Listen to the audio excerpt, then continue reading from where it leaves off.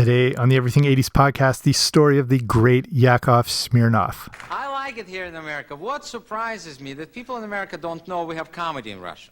Russian comedian to American sounds like Mormon wino. We have comedians, they're there. They're dead, but they're there. It's hard to do comedy in Soviet Union because you have to write out all your material and you send it to Department of Jokes. And I'm not making this up. Every state in Soviet Union has a Department of Jokes. They censor your material, they send it to Moscow, where there's a big Department of Jokes.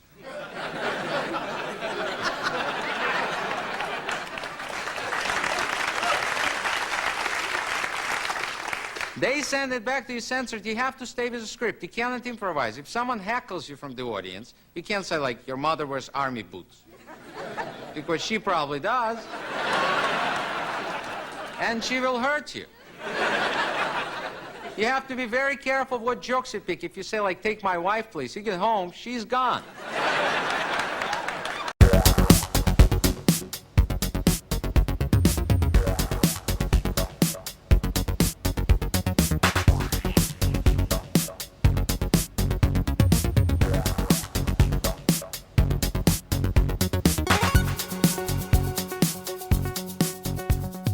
Hey there, what's happening? Welcome back to the Everything 80s podcast. I'm Jamie. Thanks for coming on out. Despite the Cold War tensions between the United States and Russia in the 1980s, a Soviet comedian was able to break his way into American pop culture.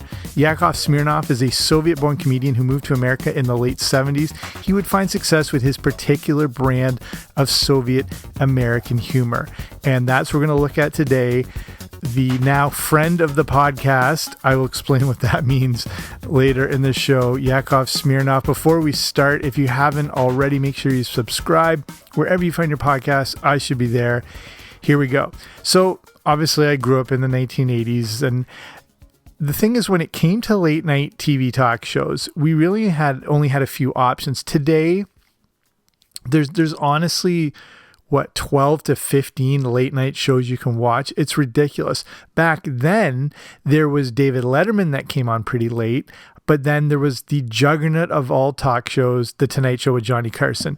So the 80s were also a time when comedy was booming, and The Tonight Show was the place to be seen and featured. Johnny Carson was so powerful that one good performance on his show for any form of entertainer would make them a star overnight. Yakov Smirnoff really appealed to a kid like me in the 80s. The humor wasn't over our heads, and he had this friendly, fish out of water, foreign vibe that was not only part of his act, but part of his charm. And I think this is also the big appeal of the character of Balki Bartokomous in Perfect Strangers, and I did a whole episode on why I believe Perfect Strangers was the perfect 1980s sitcom a few episodes back. So if you want to check the past episodes. And I always felt that Yakov Smirnoff appealed to a wide range of audiences, like families and kids could enjoy him, even if we didn't know what was going on with the Soviet Union at the time, depending on your age. He seemed to be happy just to be performing, and you would always pick up on his enthusiasm. A lot of work was done to scare us off the Russians in the 1980s, and they were made to feel like brutish, intimidating soldiers. Just think Ivan Drogba and Rocky. With Yakov Smirnoff, he seemed more like your friendly neighbor. So this is a look back at Yakov Smirnoff, his comedy, and how for a while he was able to ease some of the Cold War tension. So let's look at the early life of Yakov Smirnoff. He was born, full name Yakov Nomovich Pokas, on January 24th, 1951. He was actually born in the Ukraine, in the town of Odessa, right near the Black Sea, but it was then part of the Soviet Union. Life in Odessa was a little bleak, but Smirnoff claims that he did not know any different. He grew up in a communal apartment where 9 families would live. All 9 families would share one kitchen and one bathroom for 20 people. They didn't have a phone or a car, but this was just normal life to them. He and his whole family basically lived in the same room for 26 years. Smirnoff got into comedy quite early, as Odessa was considered the capital for humor in the Soviet Union. The city served as a port, so a lot of different people from different cultures would make their way through, and they would come in with their different ideas and their different jokes, and the humor they had all came into the town he lived. As a kid, Smirnoff would spend his time memorizing jokes from friends and the jokes he'd hear from those around him and from people passing through. And, he'd listen to the odd radio comedy performance, and he really just, absorbed all the comedy he heard. The crazy thing is, the only jokes they would hear were the ones that made it through the censors. You heard in that opening little monologue bit he had from The Tonight Show talking about this, but this is a real thing. I'd never heard of anything like this. And I'd watched several interviews with Smirnoff, and he explained how there was a real minister of jokes. Every state has a minister of culture in Russia at the time, and they had different departments to be able to control everything that was coming through. There was even a department of poetry, if you can believe it or not. So let's look at his early comedy career. Around the age of 24, Yakov Smirnoff would perform stand-up comedy on cruise ships that would travel around the Black Sea. But again, he was always at the mercy of the Russian censors. His stand-up comedy acts would have to be approved beforehand by that minister of jokes, and they weren't allowed to talk about politics, government, sex, religion, any of that stuff.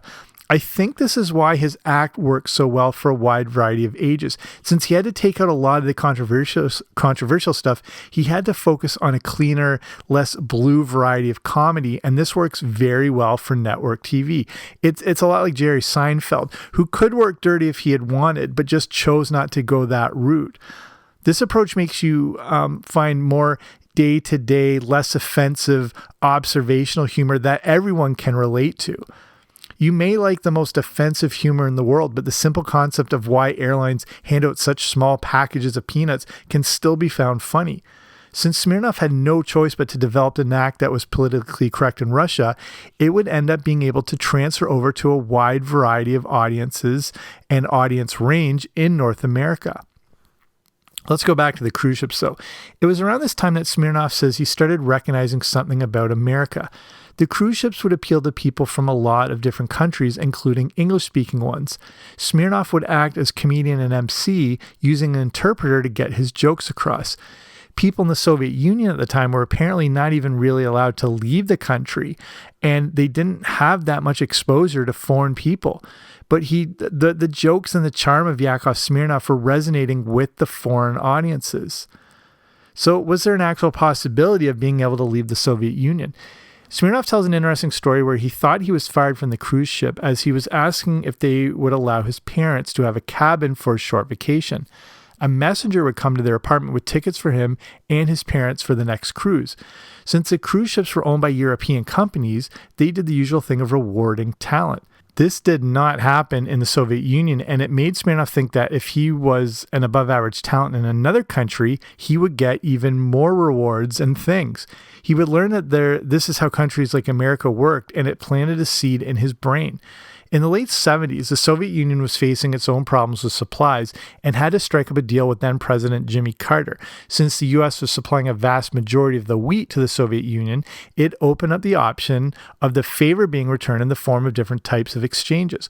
One type of exchange involved the opportunity for people to leave for America. The Soviet Union, however, was doing everything they could to not have people leave. One such stipulation they put in place was that if a younger person was going to leave, his parents had to go too.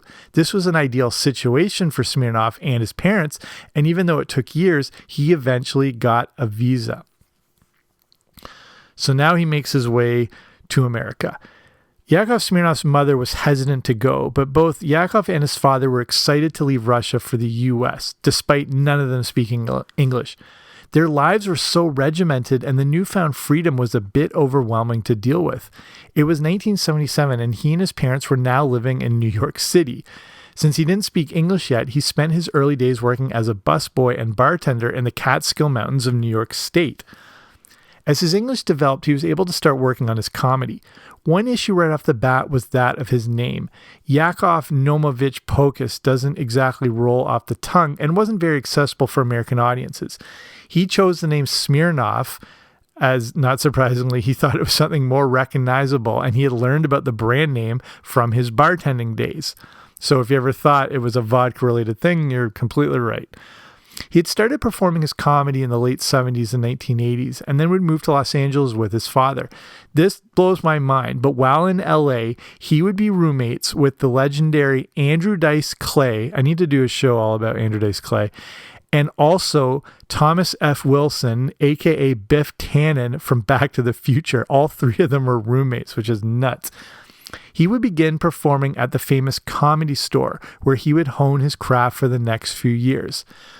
So finally, he gets his big break. Before he would appear on television across the country, Smirnoff got a small role in 1984 in a film called Moscow on the Hudson, featuring another young up-and-coming comedian named Robin Williams. Williams was playing the role of a Russian, and Smirnoff would help him develop the proper accent. And again, I don't know how big a fan you are, but Smirnoff was in some significant 80s movies, including Buck Rye Banzai, Brewster's Millions, and The Money Pit. I remember seeing The Money Pit at one point, and I think I was only around 10 years old or so I don't remember much, but definitely remember that scene with the toilet. If you've seen that movie, you know exactly what I'm talking about. Then I'd say one of his real big breaks was appearing in a 1985 Miller Lite commercial. And I recommend going to the show notes for this episode, the blog version of this, because I've got links to other bits of his stand-up and this commercial and everything. So it's everything80spodcast.com/Yakov Smirnoff. Or wherever you're listening, there should be a link to take you there, just if you want to see some more of this stuff. So this is back in the day where, there's only 3 networks and commercials were really big water cooler talk. Everyone saw big commercials, so this was one that made beer commercials really resonated well. So this is one that connected with a lot of people. Then he would start appearing on The Tonight Show, and that really launched his fame. This would lead to other TV appearances, including guest spots on Night Court. If you remember, he showed up on that. Then he appeared in the starring role, which was called What a Country, perfectly named, and it was a Smirnoff-driven vehicle to help launch him. And it was about a cab driver in America studying for his citizenship test, so a little bit of real life meets art sort of combination. You can, again, I got the links here. Some of these shows are still up on YouTube. You can just search for it, called What a Country.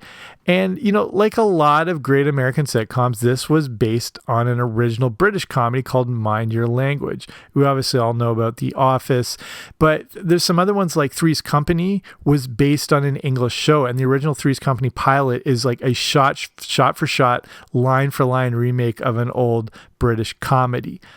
So What a Country debuted on September 27th, 1986. It only lasted for one season of 26 episodes.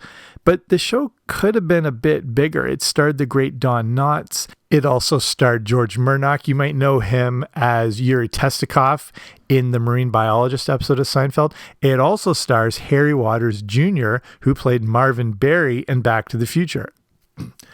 So most people at first, myself included, had thought that Yakov Smirnoff was just playing the part of being a Russian, but he was the real deal. It wasn't a fake accent. That's exactly what he sounded like. And again, it gave a new impression that Russia had regular people just like we did. So with guys like this, what was there to be afraid of with the Soviets? So now, of course, comes the collapse of the Soviet Union. And at this point, Yakov Smirnoff's a household name, and he's making a really good living by performing in places like Vegas and Atlantic City. And he was living the real American dream until the Soviet Union collapsed. Smirnoff said he was not expecting this to happen, and he was unprepared for the whole thing. He would actually appear on David Letterman that night to appear in a top 10 list. The list was about new things that would happen because of the collapse of the Soviet Union. And number 1, read by Smirnoff himself, was about how Yakov Smirnoff would be out of work. This was obviously done as a joke, but it turned out to be an unfortunate reality. 6 months after the fall, none of his contracts were renewed for all those, Vegas shows in Atlantic City. The idea was that since the Soviet Union wasn't considered an issue, the guy telling jokes about it wasn't really needed either. No one wanted to touch Smirnoff, and he couldn't get work at casinos or even small clubs at that point. So how could he find a place that was pretty out of touch, didn't necessarily know the Soviet Union collapse, and he could continue his specific brand of humor? Well, if you've been on YouTube at various points in the last 3 or 4 years, you know all about Yakov's dinner adventure in Branson, Missouri. So Yakov took his show on the road and set up shop in Branson, Missouri. You might have seen this sort of ripped apart by Opie and Anthony on their radio show and various YouTube clips. This stuff is hilarious. So for Yakov Smirnoff, this was a perfect place to lay low and keep doing his act. Smirnoff says that Willie Nelson was the one that recommended making the move to Branson. The Yakov Theater was created, and the show consisted of magic, entertainment, and the story of Yakov's life played out in a theatrical experience. This is also, just pure dinner theater at its best. So not only did it include dinner, you're going to have to, if this is all new to you, you're going to have to go in the show notes and just watch this stuff. everything80spodcast.com/Yakov Smirnoff, or go to the link in the description, or just look up Yakov's Dinner Adventure Theater in Branson, Missouri if you're on YouTube. This stuff is too good to be true. It's so funny, and you'll probably see all the different parody stuff of it. Believe it or not, Yakov Smirnoff played in Branson for 20 years. And people have poked fun at the show and everything like that, but it actually has some really great reviews on Google and TripAdvisor. So during this whole era of the Cold War tensions, Yakov Smirnoff, he seemed to lighten the mood, and that sort of American Soviet humor made its way into politics. Again, I'm not sure how old you are, but you either remember the seriousness or maybe remember how there were jokes sort of at the expense of both countries, and Yakov had kind of, again, people didn't know if it was a complete act or not, but there's just this awareness and trying to find humor in a very tense situation. And, he helped take the edge off it a bit. And it's fascinating to have watched his evolution into pop culture in the 80s. And I don't think this would have worked at any other point in history, really, or have worked as well. Either way, this American sort of Soviet comedy was easing the tension a bit, and then, slowly making its way into American politics. Yakov would end up going to perform at the White House and meet President Reagan and Bush. Ronald Reagan had really gotten on board with the Soviet jokes, and he loved to find stories of jokes being told between Russian citizens that he would use in his own speeches. He loved to poke fun at them. He loved Yakov Smirnoff for everything he did. There's a few quotes here I found from speeches. One's an address that Ronald Reagan made to the company employees at Reynolds Metal, March 28, 1988 in Richmond, Virginia. Reagan explained how there was a 10-year wait for the delivery of a new car in the Soviet Union. It was quite a process to be able to buy a car, and eventually, you had to put up the money way in advance. So here's the joke. This man laid down his money, and the fellow who was in charge said, "Okay, come back in 10 years and get your car." The buyer said morning or afternoon. And the fellow behind the counter said, 10 years from now, what difference does it make? And the buyer said, well, the plumber's coming in the morning. So I've got another one here. Again, I got links to all these things if you want to see them. This one, Reagan claims to have told this joke to Mikhail Gorbachev.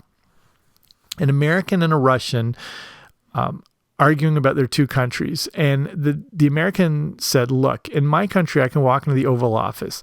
I can pound the president's desk and say, Mr. President, I don't like the way you're running our country. And the Russian said, I can do that. The American said, you can? The Russian said, yes, I can go into the Kremlin to the secretary's office, pound his desk and say, Mr. General Secretary, I don't like the way President Reagan's running his country. And the last one I love, Reagan told this joke to Gorbachev. So he said, one of the most recent jokes I heard was about the man walking along the street at night in Moscow. A Soviet soldier called to him and said, halt. So the man started to run, and the soldier shot him. Another man said, why did you do that? The first man said, curfew. Well, it isn't curfew yet, he said. I know. He's a friend of mine. I know where he lives. He couldn't have made it. So what is Yakov Smirnoff doing today? Turns out he is one smart Cookie, or Pechenye, if I'm saying that right, he's now a doctor. In the last year or so, he has moved in the area of psychology and is getting a better understanding of things like the science of humor, among many other things. He explained his new journey on the Dr. Drew After Dark show I saw about his interest in psychology, and especially the psychology of laughter. And that took him to the University of Pennsylvania to study psychology. Then he got his master's degree at UPenn. Smirnoff decided after that wasn't enough, and he wanted to continue his research into the psychology of laughter and humor. He then got a doctorate degree at Pepperdine University. His whole dissertation was based on the law of laughter, and he actually developed a formula of how laughter can be created, whether in a relationship or in front of a comedy crowd. So the idea with the formula is that you need one, complementary opposites. This would be the performer and their audience. Two, you need to meet the audience's needs, and they need to meet your needs. Now there's a complementary exchange happening when the comedian tells a joke and the audience laughs. They are now both exchanging a currency, which is important to both. In this case, the currency is laughter. And three, both need a shared sense of humor. The comedy can't go over the audience's head, be too lowbrow, and it needs to be understood by them. These three things add up to laughter. And the work he does shows how this can happen on a small one-to-one scale, or if it's a comedian in front of 10,000 people. I was watching a lot of interviews with him. He's truly a brilliant, brilliant man. So as we're winding down, I want to look at a few sort of the classic Yakov Smirnoff jokes from various Tonight Show appearances. There's tons, ones like, there are no things like American Express. They give you Russian Express. Don't leave home.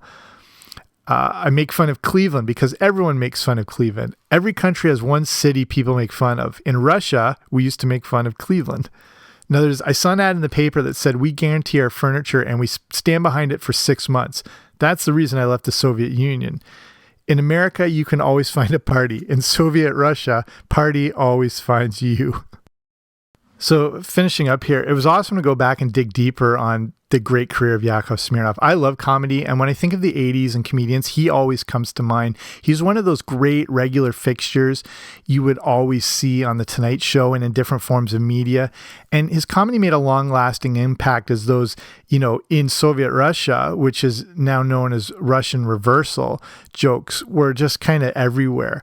When you go back and watch his original comedy and performances, you can see how he influenced a lot of future comedians. You can also really see where Sacha Baron Cohen got a lot of Borat influences. So, it's really a From Russia with Love story. And this, is all based on a blog I wrote. And I actually reached out to him, to Yakov Smirnoff, on Twitter, and I sent him the article. And he actually wrote back and said, "Dear Jamie, wonderful job. You know more about me than I know. Thank you for sharing it with me." So that was kind of a mind-blowing thing to have watched this guy and admired him as a little kid, and then be able to learn more about him and then connect with him in this way. It kind of a surreal thing. So I'll finish it up there. Hopefully you're a fan of Yakov Smirnoff the way I was. If not, hopefully you're interested in, seeing more about him, or, looking back, or maybe you remember him vaguely or whatnot. So hopefully you learned some stuff here. But thank you for taking the time to listen to this podcast. As I finish, I just want to do a quick little reminder about patreon.com if you're looking for a way to support a show like this, something that's, a specifically unique topic where I'm looking at, pretty much only 1980 stuff. And patreon.com, if you haven't heard of it, is a way for just like a few bucks a month to support these smaller independent shows. But then you get, different audio rewards and whatnot at the different tiers. So I've got the Boba Fett level, which gives you access to the Everything 80s Movie Club, where I review classic and terrible 1980s movies. But if you want to learn more, just go to patreon.com/80s. So it's patreon.com/80s, or there'll be a link again in the show notes, just if you want to see more about that sort of stuff or ways to support the show. But thank you for just listening to the show. Just by listening, you're supporting it, as there's millions of podcasts out there. So the fact you're taking the time to listen to this one means a lot. But I will be back soon with a new episode. Don't you dare miss it.